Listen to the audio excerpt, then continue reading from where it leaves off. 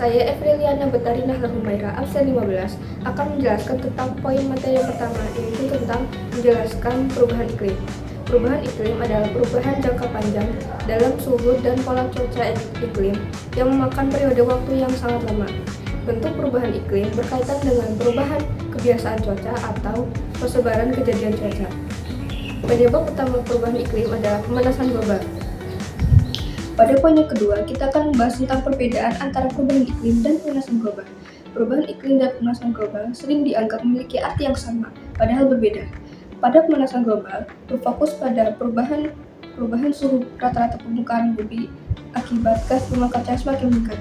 Sedangkan pada perubahan iklim, merujuk pada perubahan jangka panjang dalam pola cuaca dan suhu pada permukaan bumi, termasuk juga dampak pemanasan global seperti badai, kekeringan, cuaca yang ekstrim, musim yang bergeser, dan lain-lain. El Nino merupakan bagian dari variabilitas iklim alami, tetapi dapat memperparah dampak dari perubahan iklim yang sedang terjadi. El Nino memiliki beberapa dampak. Yang pertama ada gagal panen. Perubahan pola cuaca dapat mengganggu musim tanam, lahan pertanian menjadi kering, dan menyebabkan gagal panen. Yang kedua ada gangguan ekonomi dan sosial. Pendapatan petani yang semakin menurun diakibatkan oleh kekurangan panen atau gagal, dan dapat menyebabkan naiknya harga pangan. Yang ketiga ada kemarau panjang, menyebabkan penurunan curah hujan di beberapa daerah dan menyebabkan naiknya suhu permukaan air laut. Dan yang keempat ada gangguan penyakit, menyebabkan persebaran penyakit dan hama, serta menyebabkan dehidrasi atau penyakit lain akibat kekeringan. Pada poin yang keempat, kita akan membahas tentang La Nina. La Nina merupakan fenomena alam yang terjadi ketika suhu permukaan air laut di Samudra Pasifik bagian tengah dan timur jadi lebih dingin dari biasanya. Hal ini mempengaruhi pola cuaca global dan menyebabkan naiknya curah hujan di beberapa daerah, termasuk di Indonesia. La Nina merupakan kebalikan dari El Nino, dan keduanya merupakan bagian dari siklus alami yang disebut dengan ENSO atau El Nino Southern Oscillation. Beberapa dampak dari La Nina. Yang pertama ada curah hujan tinggi. Fenomena La Nina dapat menyebabkan peningkatan curah hujan di beberapa daerah yang dapat menyebabkan banjir dan longsor. Yang kedua ada rusaknya bangunan dan infrastruktur. Banjir dan longsor disebabkan oleh curah hujan yang tinggi, dapat menyebabkan kerusakan pada bangunan serta pemukiman warga, dan juga dapat merusak lahan pertanian. Yang ketiga ada meningkatnya risiko penyakit. Curah hujan tinggi menciptakan kondisi yang ideal untuk pertumbuhan penyakit yang menular seperti demam berdarah, diare, dan lainnya. Yang keempat ada gangguan pada pasokan dan distribusi. Rusaknya jalan atau akses transportasi lainnya yang diakibatkan oleh banjir dan longsor dapat menghambat distribusi bahan pangan ataupun produk lainnya. Pada poin yang kelima, kita akan membahas tentang beberapa gejala dari perubahan iklim. Yang pertama ada naiknya suhu permukaan rata-rata bumi. Naiknya suhu rata-rata permukaan bumi diakibatkan oleh peningkatan gas rumah kaca seperti karbon dioksida dan metana. Gas-gas inilah yang menahan panas matahari di atmosfer dan menyebabkan suhu bumi menjadi naik perlahan-lahan. Yang kedua ada perubahan pola cuaca ekstrim. Perubahan iklim menyebabkan pola cuaca menjadi tidak stabil, sehingga cuaca ekstrim menjadi semakin sering dan sulit diprediksi, seperti hujan deras, kemarau panjang, gelombang panas, dan badai. Yang ketiga ada naiknya permukaan air laut. Hal ini terjadi akibat mencairnya es di kutub yang disebabkan oleh suhu bumi yang terus meningkat. Akibatnya, banyak wilayah pesisir yang terancam tenggelam, termasuk juga pulau-pulau kecil dan dataran rendah. Di poin yang ke-6, kita akan membahas tentang faktor dari perubahan iklim. Perubahan iklim disebabkan oleh beberapa faktor. Yang pertama ada penciptaan energi, menghasilkan listrik dan panas dengan membakar bahan bakar fosil seperti batu bara, minyak, dan gas alam adalah salah satu penyebab utama terjadinya emisi global. Yang kedua ada barang manufaktur. Manufaktur dan industri menghasilkan emisi sebagian besar dari pembakaran fosil untuk menghasilkan energi untuk membuat barang-barang seperti semen, besi, baja, plastik, pakaian, dan barang-barang lainnya. Yang ketiga ada penebangan hutan. Penebangan hutan untuk lahan pertanian atau peternakan dapat menyebabkan emisi. Ketika ditebang, pohon akan melepaskan sisa-sisa karbon dioksida yang mereka serap. Di sisi lain, hutan dapat menyerap karbon dioksida. Jika hutan dihancurkan, maka kemampuan alam untuk melindungi atmosfer dari emisi juga berkurang. Halo semuanya, nama saya Via Pasayatika, nomor absen 36. Kali ini saya akan menjelaskan mengenai dampak perubahan iklim. Dampak perubahan iklim yang pertama yaitu kekeringan. Kekeringan sangat mempengaruhi sektor pertanian karena pada sektor ini sangat dibutuhkan ketersediaan airnya. Kekeringan juga dapat menyebabkan badai pasir dan juga debu karena dapat memindahkannya hingga miliaran ton ke berbagai benua. Yang kedua yaitu menyebabkan badai destruktif. Seiring dengan meningkatnya suhu, maka air akan menguap sehingga dapat menyebabkan kondisi hujan ekstrim dan banjir. Frekuensi luasnya badai tropis dipengaruhi oleh peningkatan suhu lautan. Badai seperti siklon, hurikan, dan taifun diketahui lebih kuat pada permukaan suhu air laut yang lebih hangat.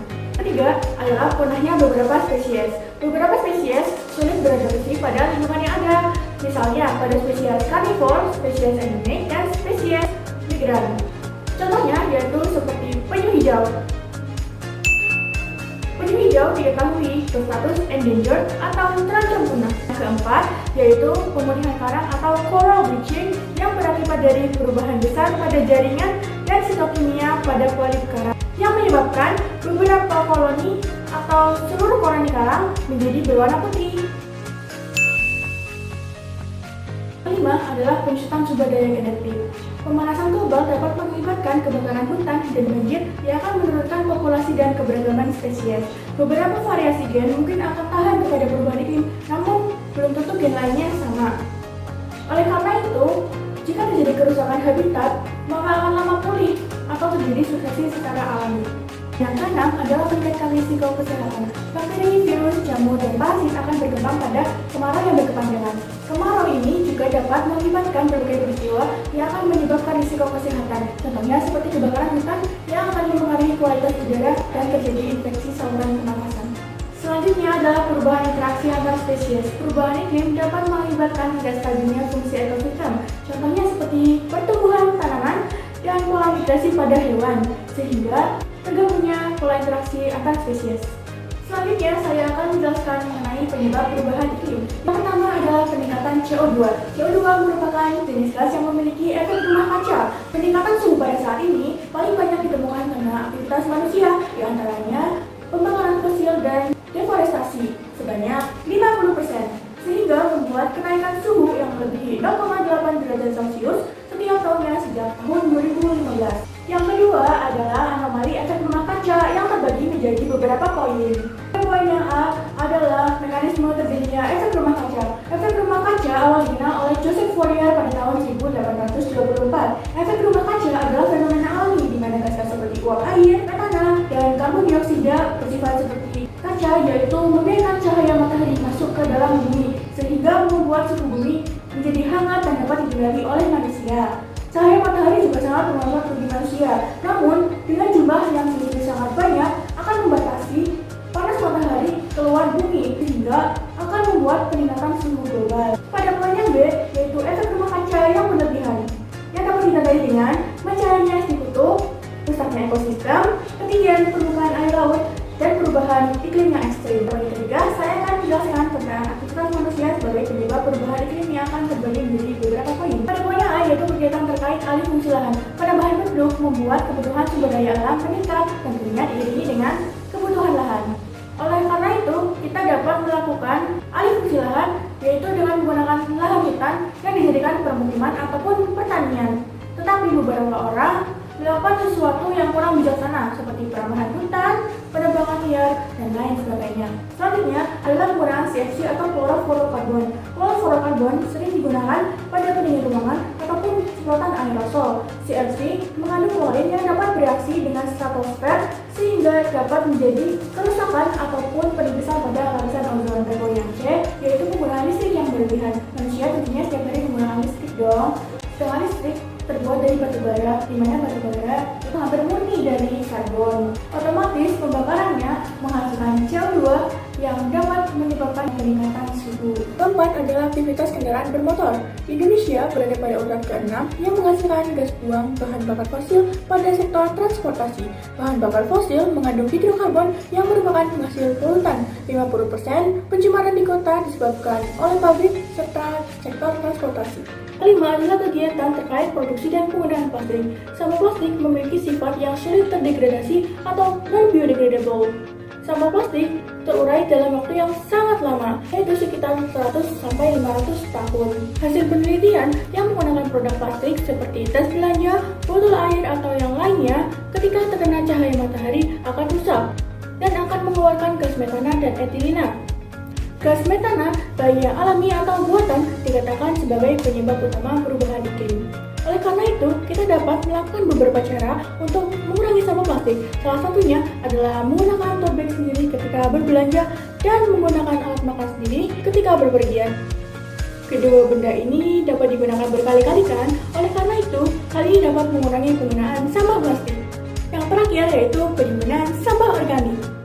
Sampah organik berkontribusi besar pada gas emisi rumah kaca yaitu metana. Di Indonesia sendiri, sampah organik sering berakhir di TPA yang mengalami proses dekomposisi anaerobik, yaitu metana yang terbentuk dan berpindah kepada sampah secara horizontal dan vertikal, dan akhirnya lepas ke atmosfer. Sampah organik yang dibiarkan terbuka atau aerob dan tertutup ataupun anaerob mengalami proses pengomposan. Selama proses tersebut juga dilepaskannya gas karbon dioksida. Terima kasih telah menonton video presentasi saya terkait perubahan iklim. Saya Via Fasya Atmika, nomor absen 36 dari kelas 105, pamit undur diri.